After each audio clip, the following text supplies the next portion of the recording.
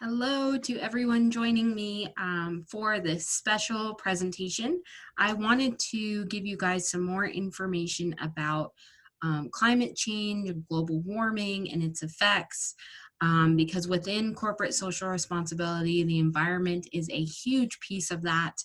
And I just want to make sure everyone is up to speed on kind of what that means, not only here in the United States, but all over the world. So I was trained as a climate leader through the Climate Reality Project. I was trained by former Vice President Al Gore.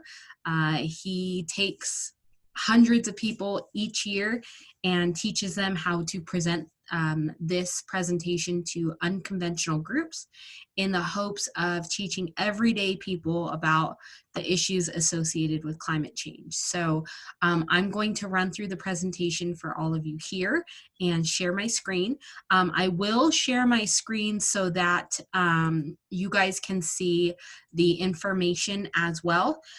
Because if you decide to look anything up or want to know more, you can at least see a little bit in terms of my comments. And so what I'm going to do is go ahead and put this into slideshow mode, and I will put it in presenter view so all of you guys can see it. And then hopefully you guys see my lovely things. I'm going to try to move my panel here. There we go. That way that you guys can see it. Okay, perfect. So we start off with an image of the globe taken in 1968. And the reason we start off with this is because it's one of those pivotal images that really shifted how people saw themselves on the planet. So in 1968, Apollo 8 shot this image, sent it back to Earth, and this really became kind of that, we really are on a rock floating around in space, where we have to really kind of consider how to take care of this Earth. The other image taken in 1972 gave us the full sphere, right? It gave us really what our globe looked like around this pitch black environment. And you can see all the different elements intertwined and why we kind of felt small when you see such a large globe and how, important it is for us to protect it. So this image called the Blue Marble was taken and really helped maintain, being able to start that environmental movement. So it was a really important image to help us understand kind of where we sit. Then as we started to, go up into space more and have more satellites and things like that, in 1990, we were able to come back with a full image of the globe spinning and really be able to show, the poles and how weather patterns act around the globe. And again, help us understand our role on the planet Earth. With all of our new information and science and things like that, we started to understand what our atmosphere meant to us as well. And again, it's that very thin layer that surrounds the globe. So when we have solar radiation in the form of light waves come down to the Earth, it passes through that very, very thin shell that surrounds the globe. From there, we want to make sure that some of that is absorbed, but more importantly, that some of it goes back out into space. We do not want to harness all the heat that comes from the sun. But unfortunately, because we are we as humans hold a role where we are now causing so much havoc on the globe, a lot of that radiation is now coming back down into the earth on top of the amount of fossil fuels that we are creating, those man-made fossil fuels that we are also releasing into the atmosphere. So not only do we have the concerns of what the sun is bringing onto the earth is not being allowed to escape, but also what we as humans are creating is staying within our atmosphere as well. And so again, this concentration of CO2 makes it really hard for us to regulate the Earth's temperature if we continue to leave it in a state where there's so much heat that the earth can't readjust itself. Now, some of the reasons we have these problems, our sources of greenhouse gases are from our air transportation, our oil production, that we burn forests, that we heavily rely on transportation that is used through fossil fuels, that we have landfills, agriculture, how we manufacture in our industrial processes. We continue to mine for coal and then producing coal plants. And then we're also not making the problem better by allowing our permafrost to thaw. So there are lots of ways that we continue to keep the planet warm just through our activities as humans. So since our largest source of global warming comes from fossil fuels, you can see how from 1850 and our industrial revolutions, how we've gone through and progressed in our energy use and how we, prop up our economy to where we hit an instance around 1950 to 1975 where we have a large uptick, and then we continue that trajectory as we go through 2018.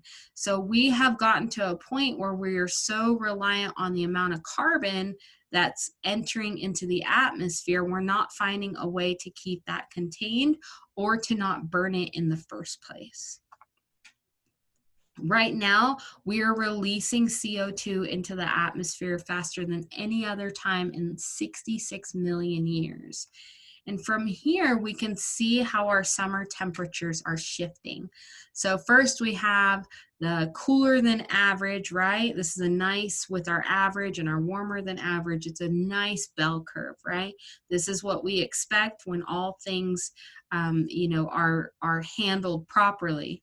But as we continue to burn these fossil fuels and allow CO2 to enter the atmosphere, we see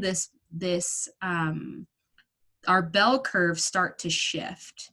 And here we have where now our cooler than average is less, our average, is less, and our warmer than average moves over, as well as our extremely hot from 83 to 93, where then in 1994 to 2004, it shifts even more. Now we can see where that nice baseline bell curve is and where we are actually headed because the earth is warming up so rapidly.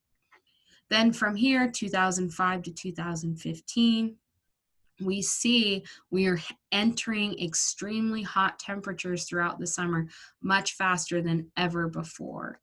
And now where 0.1% were these extreme temperature events, they are now 14.5%. So they're happening much more frequently than they ever have in the past. We also need to look at the global surface temperatures when it's in terms of average.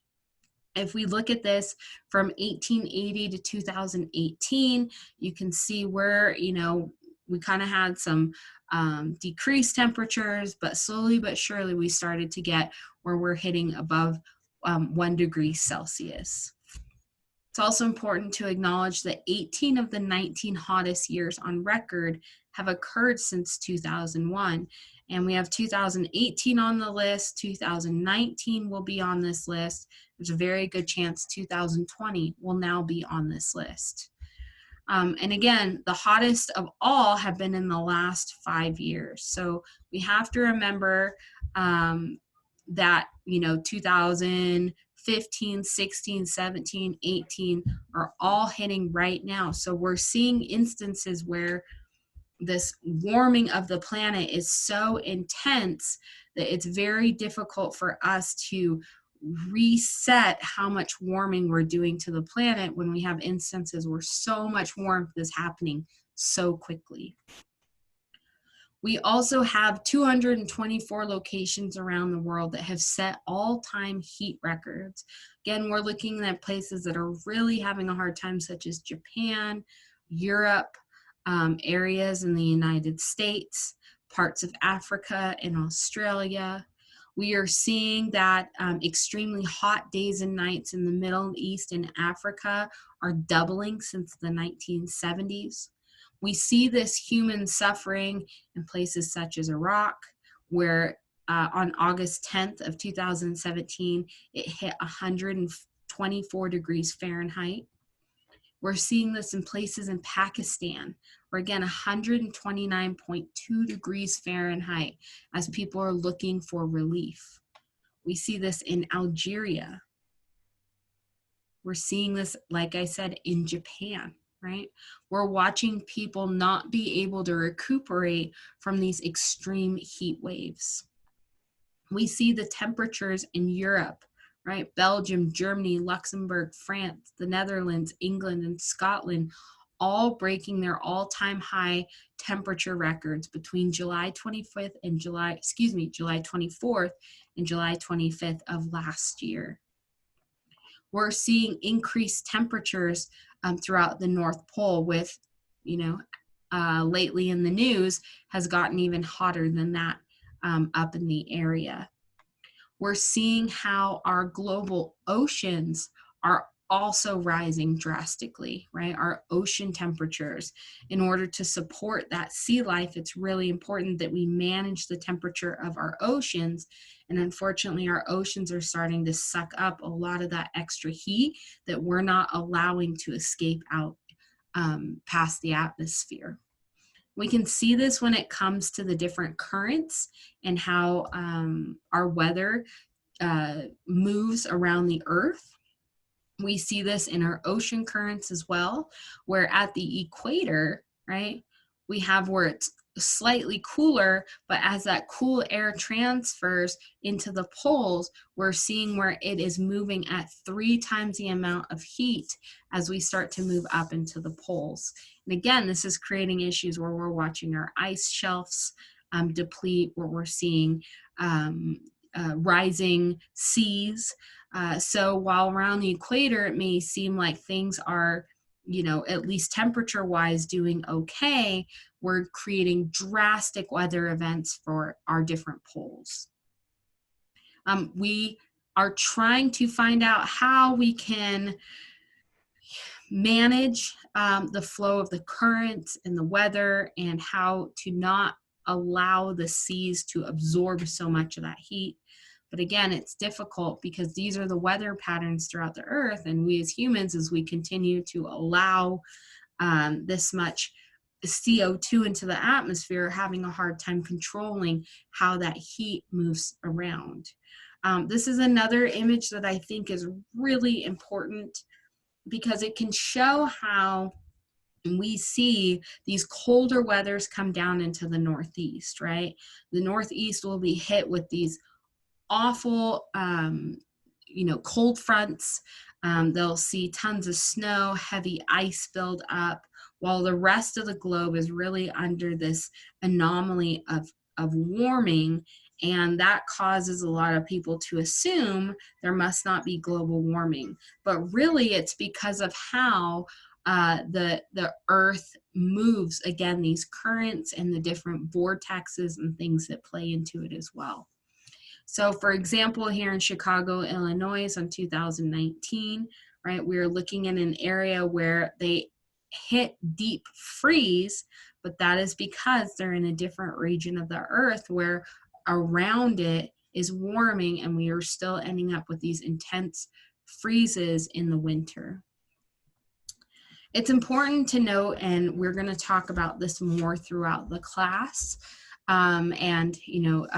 Pope Francis reiterates this really well, but it's really important to note that those that suffer the most through global warming and climate change are those that are poor. And that's because they live closer to the coastlines. They don't have the shelter to survive climate events such as hurricanes. They don't have resources so that when large climate events hit, they can't, get out of that poverty or get their area cleaned up, put back together. There's no money to pump back into their economy. So unfortunately, those that are poor, they suffer the worst from all the different effects of climate change. An example of this would be Hurricane Maria, where it went from a category 1 to a category 5 in less than 18 hours. And when it hit Puerto Rico, it just sat, right?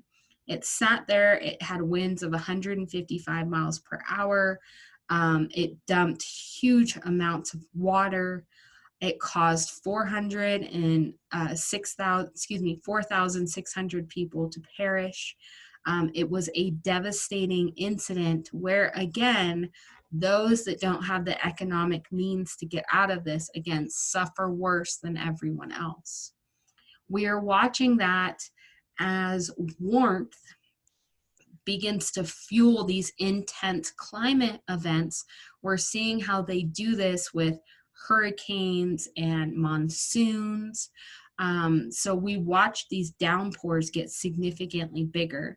So here is an example picture of Glasgow, Montana, another one in Phoenix, Arizona, where so much water falls all at once because the heat tends to trap that water for a long amount of time until it finally releases.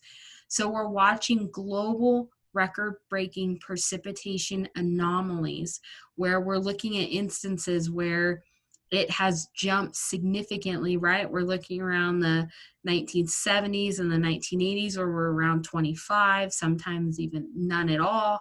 And then all of a sudden we're getting close to 175 different events where we're hitting record-breaking numbers.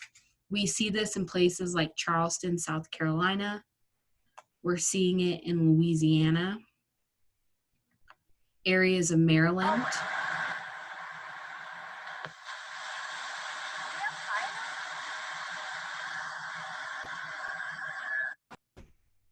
We're seeing this in California,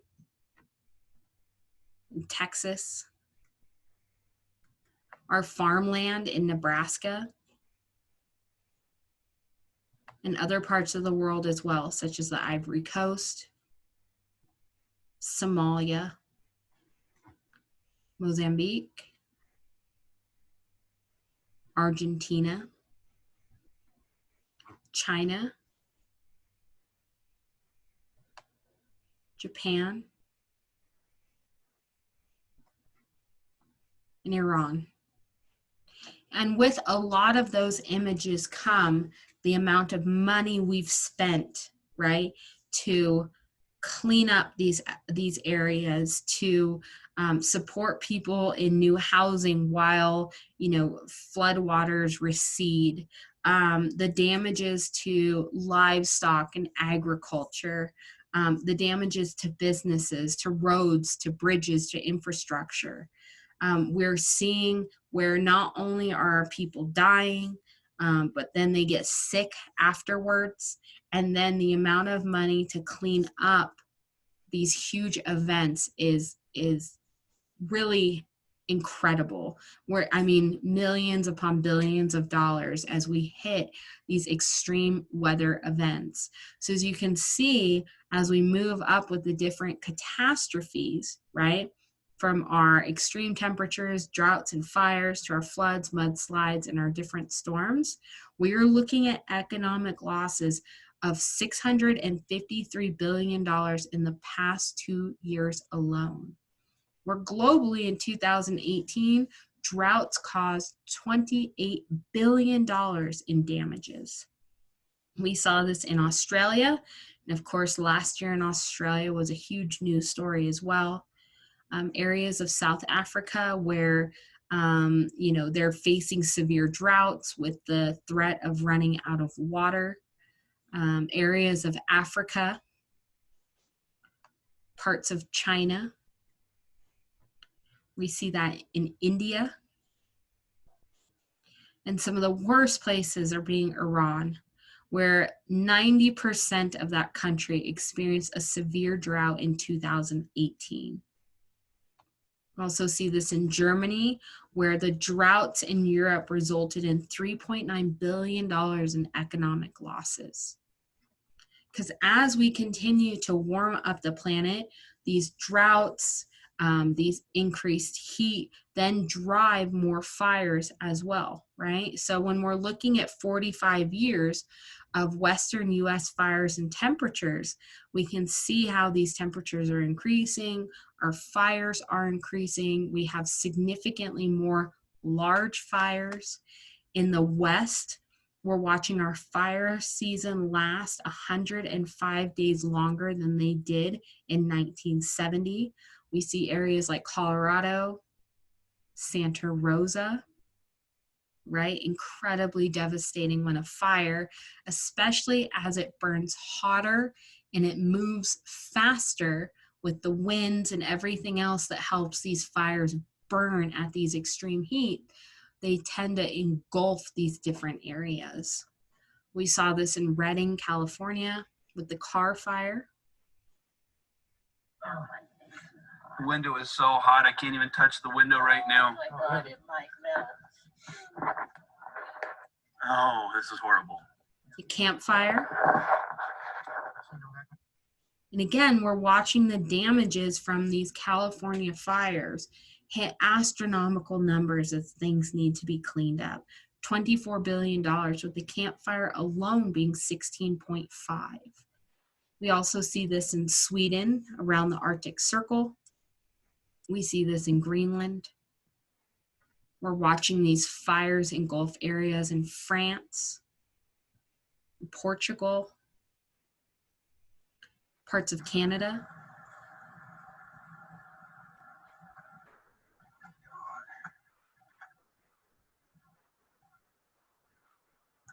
We see these in Korea, South Korea.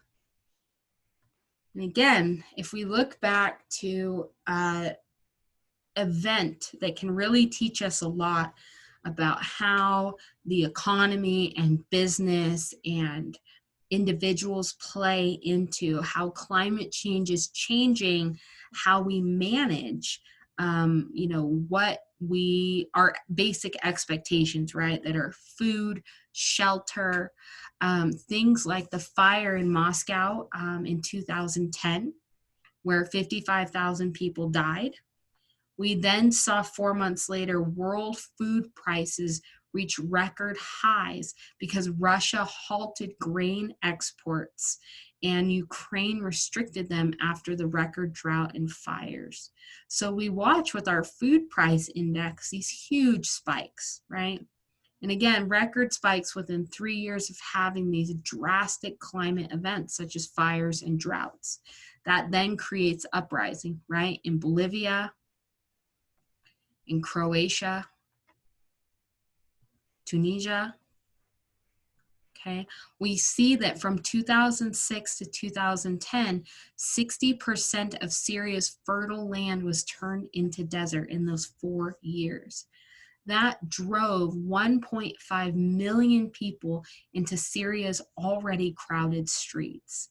We are looking at a time where we could see 1 billion climate migrants because they're in areas where it's no longer sustainable for them to live. Again, they can't get their shelter, they can't get food, they cannot be taken care of on the lifestyle that they're used to, so they're going to pack up their things and look for a new way of life elsewhere. We've seen this as we've had the immigrants come from Mexico, right? Where they're coming from Central America, making their way through Mexico, trying to enter the United States. And a huge reason for this is the dry corridor, right? This is an area that has been deeply affected by droughts, not enough water. It has completely changed how they grow food and how they provide for their families. Seeing no way out of this, these people packed up their things, they packed up their family, and they began to move. Now, this is coupled with other things such as, cartels and terrible governments, and there are a lot of other factors that create this migration.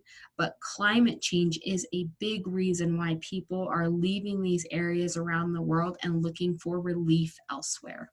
We can also see this in drought-affected areas of El Salvador and Honduras, even parts of Costa Rica and Guatemala. Honduras was ranked the #1 country of all 184 countries on the Global Climate Risk Index, where Nicaragua was ranked #4. So again, these countries are at drastic risk of not being able to provide for the people that live there, right? And again, this is why people are moving. They don't have anything to eat. It's unstable. Their area is radically changing. And again, they cannot provide for their family. So they are going to look for ways to move on from that desperate situation. There are other ways that climate change also affects, our day-to-day lives. So we've talked a little bit about our food supply, right? As we watch the migrants and these areas be unable to provide. It would help if I can put this in a graph for all of you. That way you can see the surpluses and the deficits of these different areas, and we can understand a little bit more about why these areas suffer, right? So Middle East and North Africa and Asia suffer the worst, right? In terms of not being able to provide enough food for the people that live there. We're also seeing this when it comes to how it affects our food supply in terms of our food is not as healthy. There's no water to grow these crops. They are paralyzed by disease. They don't have the nutritional value that they once had. We see that in these 4 different crops, where again, as we move 1 degree Celsius of warming, we see the nutritional level drop in these 4 different crops. We also see it drop in the nutritional quality of our fish as the oceans begin to warm. Another way that our global systems are vulnerable, of course, is our water. So we have different areas where we have a reduced supply, okay, because we have melting ice, we're watching sea level rise, our drought, our runoff, but then we have increased demand as well. Industry, domestic use, agriculture, and our energy. All of these different areas demand more water: people, crops, energy, industry, and animals. So we are now competing for a resource that is very limited. We can also see with this map here, water stresses by country, right? So we have a lot of low stress areas, a lot of medium stress areas. There may be less people living in those areas, such as northern Canada, parts of Russia. So as we go through, we can see where high population also creates high stress and extremely high stress events, as well as the area of where they are located. So again, this creates instances where people are going to change where they are and their habits and their lifestyle in order to seek the things that will make sure they can stay alive and healthy. We also see in our glaciers receding, right? So we're watching the Himalayan glaciers melt. We are seeing this where, again, these glaciers help provide water and they're no longer available, or they're receding very quickly. We're watching, glaciers in Argentina completely disappear. We're seeing how tree cover loss just in 2017 alone is happening, very drastically in Brazil, right? We're watching the Amazon get decimated. We have other areas that have, heavy tree cover that the planet relies on start to be decimated. We see this deforestation again in 2017 as the 2nd worst year on record for global tree cover loss. We're seeing how agriculture is taking over these very important rainforest sites. And we're watching how palm oil is driving where we come through, we blaze out all the old trees and we replant with things that we need, or we as humans feel we need in our products. And because of our purchasing power and what we decide to use our money towards, the demand is there. So of course, people are going to find a way to meet that demand and make money. We're also watching our global health be a very vulnerable thing. Now with COVID, This kind of shines the light on how these medical emergencies can kind of stop the economy, how they can shut systems down. Well, climate change is also a medical emergency, because with climate change, the ability for it to affect our health is huge, right? It again affects our food, heat, our water, but also our mental health, allergens, infectious diseases, our air pollution. We see how people become socially and economically disadvantaged when, again, they are most sensitive to climate change. So we're looking at air pollution kill millions of people worldwide.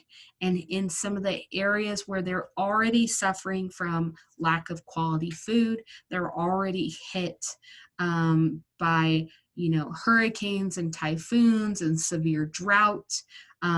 These areas kind of get all of it at once, and on top of that also suffer from air pollution. So worldwide, air pollution kills 9 million people every year. Where places in Warsaw, Poland, right? It's a baby being born and spending its first year of life, breathing in the smog and the pollution there is equivalent to 1,000 cigarettes in their first year of life.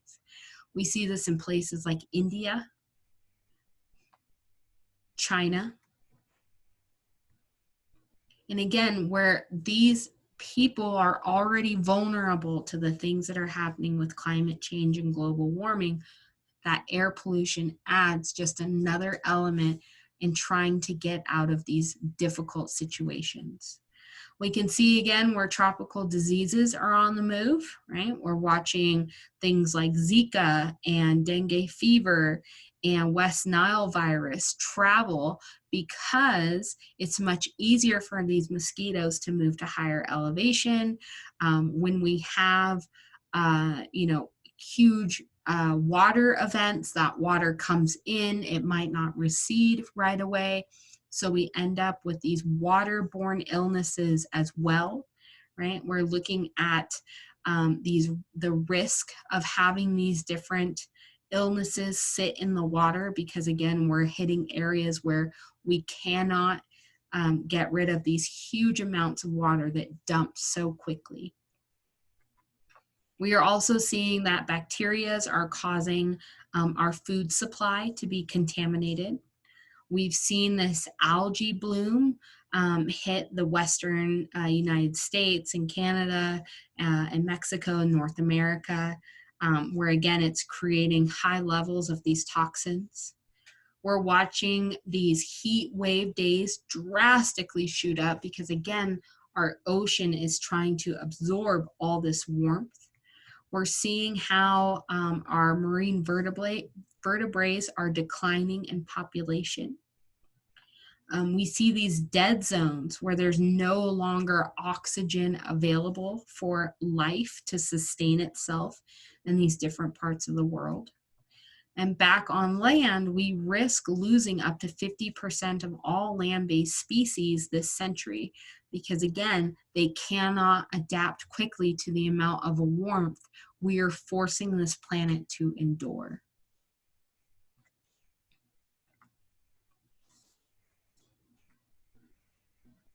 So here we have all the different ways where the cost of carbon is creating issues with warming and our changing planet, right? So we hit political instability. We talked about all the different climate concerns that we have. Famine, water scarcity, our ecosystem is dying.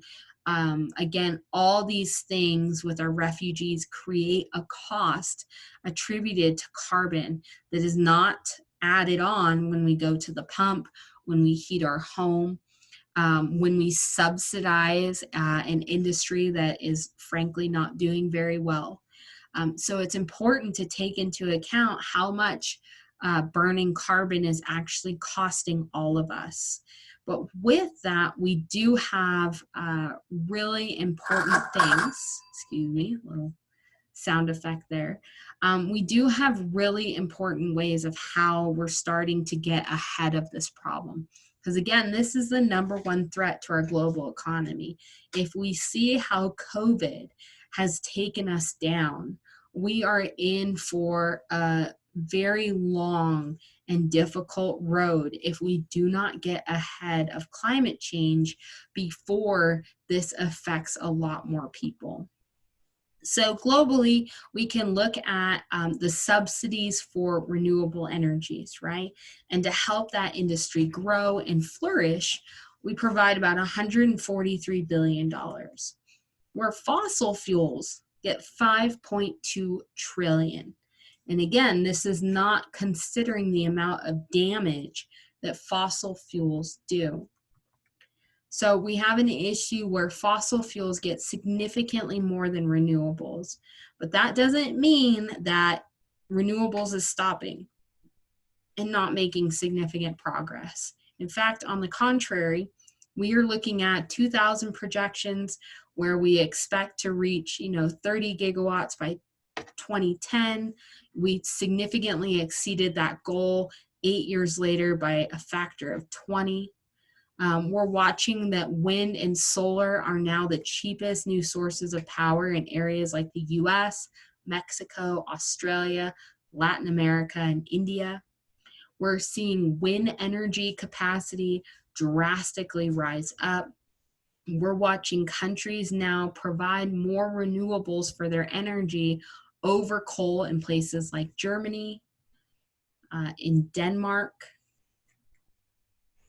We're able to see where solar is blasting out of the water current projections, right? So we're seeing that goals are being drastically exceeded from our projections back in the 2000s, where we said this is where we should be at. We are hitting that and then some. So it's really important as we see, as we move through the different years and say, okay, we've hit this problem.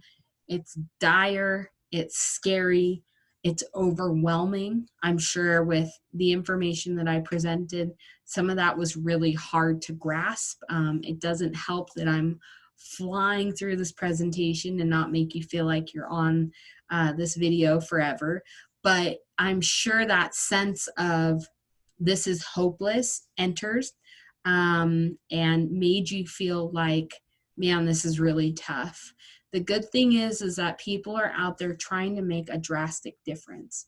We are watching where countries are trying to make big differences, where areas are investing more in renewables than they are in fossil fuels, because it's now becoming apparent that if we continue on this exact same track, we will end humanity as we know it, because there's going to hit a point where we can no longer adapt to what we have done to the earth.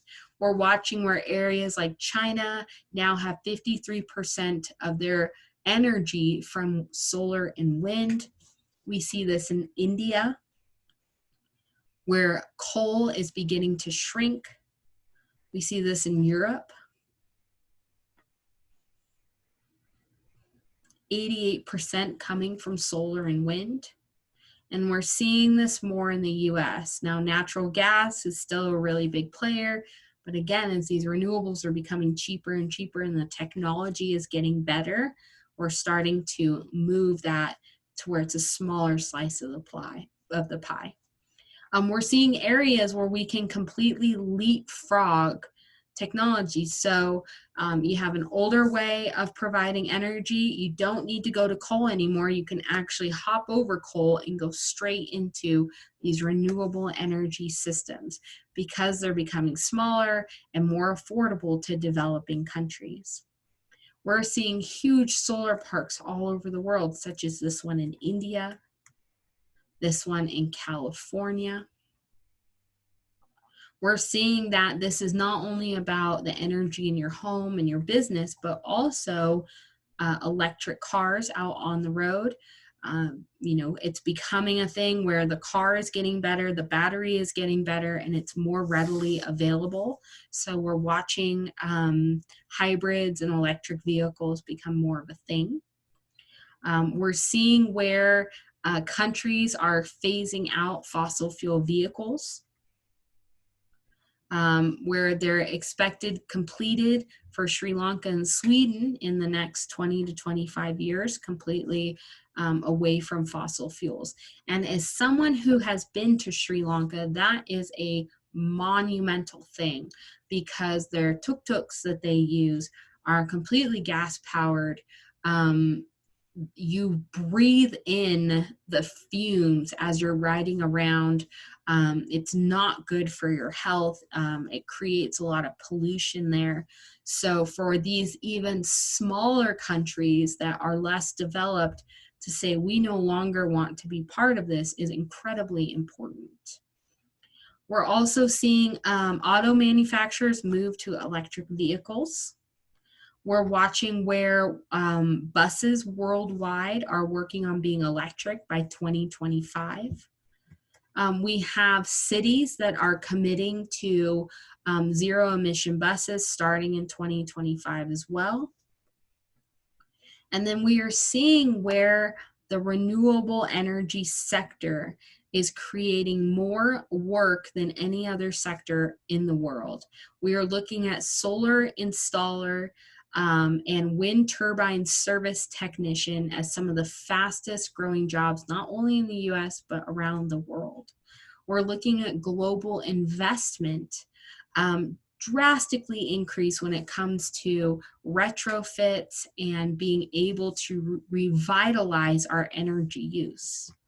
We're seeing where in the United States, proposed and defeated coal plants from 2005 to 2017 are all throughout this map.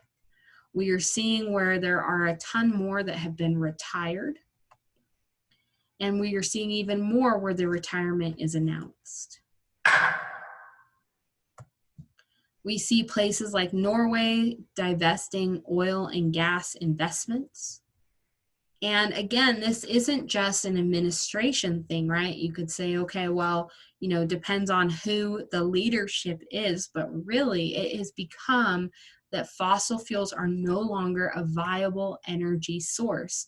So in Obama's first 4 years, you can see that we got 15 gigawatts of coal plants shut down. But in Trump's first 2 years, he had 20. And again, it's because the market is shifting. So we're expecting to retire even more coal-fired capacity plants. We are looking to add an additional 180 gigawatts of solar and wind generating capacity.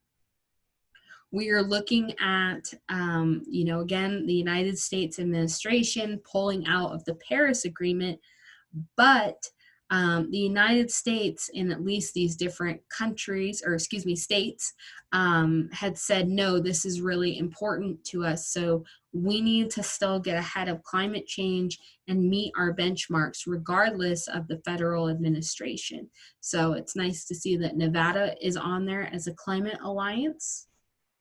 And then we have a ton more cities committing to 100% renewable electricity, with several cities reaching that already. We are also seeing where we're getting ready to hit 100% clean electricity by 2050 in these different areas. Again, Nevada's on that list, so that should make all of us very proud. We are also seeing an investment in companies to be more sustainable and to consider the environment. We are looking at clean energy purchase agreements as well to help, you know, continue to create more renewable energy. And we see countries like China and India on track to achieve their Paris Accord commitments. And so we've done a lot to diminish the planet, right? But we're working really hard to restore what we've done wrong. And there are a lot of people out there really championing how we can make this better and how we can never do this again. And so it's important that as costs drop sharply, as quality improves, as low income nations can, kind of be bumped up to this energy revolution, that we make sure we educate others, and especially our young people, to get out there and fight for a better way of life. And so here we see in Ecuador where we're planting trees, we have climate marches, we're bringing awareness to the injustice that is brought about with, um, you know, poor areas suffering the most from climate change. We're calling upon our leaders to do more, such as the Green New Deal and staying in the Paris Climate Accord, and again, creating that climate alliance. We're looking at areas all over the world say, enough is enough. We need to work on creating a sustainable planet, or we will not be here for very many more generations. And I love this one, being in career services, there are no jobs on a dead planet, right? And so when everyone talks about job creation and, we have to worry about our economy, well, you know what? We're going to be hit real hard when it comes to all the different ways climate change can affect us if we don't get ahead of this problem. So I was happy to host a climate strike back in September. Not only did I have this awesome group of people, but also 150 high schoolers from Truckee showed up to attend as well. So it's really important that we think about where our next revolution is going to be, right? So we had our agricultural revolution, we had our industrial revolution, we had our digital revolution, but now it's time for us to have our sustainability revolution and revitalize how we think about the economy. So I like to say we start small and go big. Our individual actions, we need to think about what we eat, what we do, and what we consume. And if we take a step back and say, what is unnecessary and what is excess, I think that can help us determine what is more important in our lives. Because again, our purchasing power is so important that the more we put money towards things that are not environmentally sustainable, the more we continue to tell businesses and governments that their way of doing things is okay. So we also should expect more from our community, right? We should have walkable spaces, areas where we can bike and get outdoors, green spaces, better recycling options, and community gatherings around sustainable actions. Then we should expect more from our state, right? So our utilities, right? Nevada pushed NV Energy to do the right thing. We should expect more action on behalf of waste management and how our trash and recycling are managed.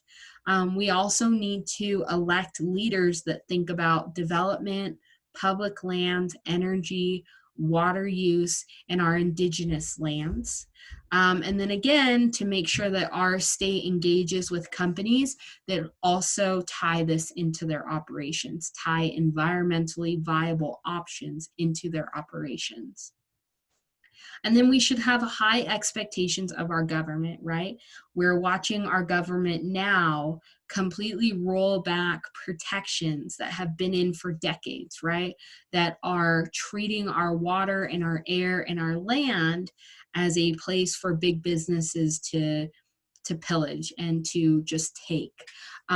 So we have to make sure that we continue those protections for land, that we invest in renewable energy, that we stop subsidizing fossil fuels, that as America, as one of the largest producers of CO2, that we are a better player in the global atmosphere when it comes to how we can better ourselves and encourage other companies to do better as well. And again, I have here vote, because the Democratic Party starts today, but I gave this presentation back in February, which that was why that was in there. But our election is in November, and if the environment is something that's important to you, you can use your vote as a way to send a message that this is something we need to consider and need to work on. And it's important for our world as well, right? We want to support the science. If COVID has shown us anything, it's that we really have to support science. Attend a youth climate strike if you can when things reopen, or attend them digitally. Be aware of global companies that are engaged in deforestation, overfishing, that dump pollutants on our land and in our water. And then we want to support international communities that are struggling from climate change. And again, immigration is at the core of climate change because people are moving rapidly to seek a better way of life and to get to their food. So we need to support the countries that are having to house these immigrants, that are having to endure a stress on their resources while people try to find their new way of life. And really, it's because at the end of the day, we only have one home. We only have one globe.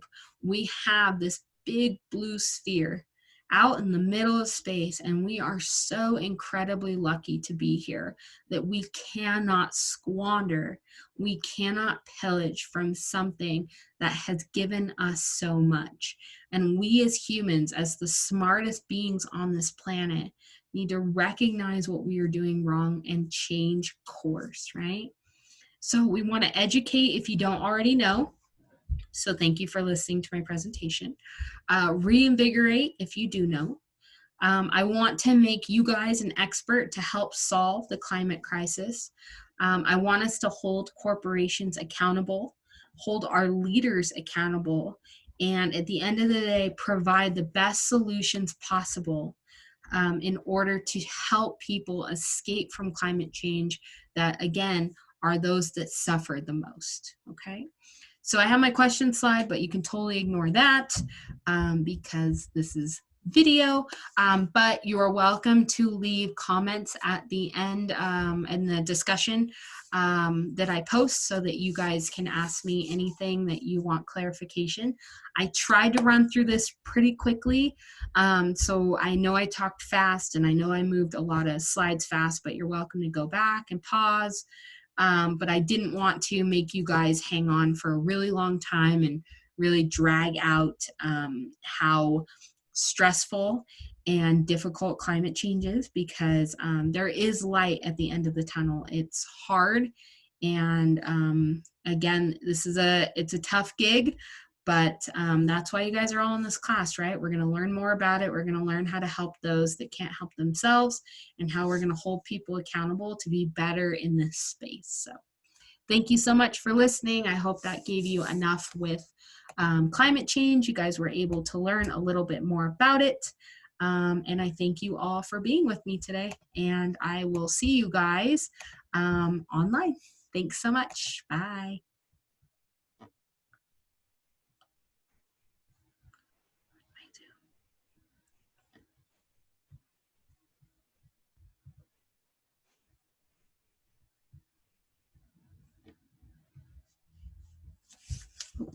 Pause recording. Stop.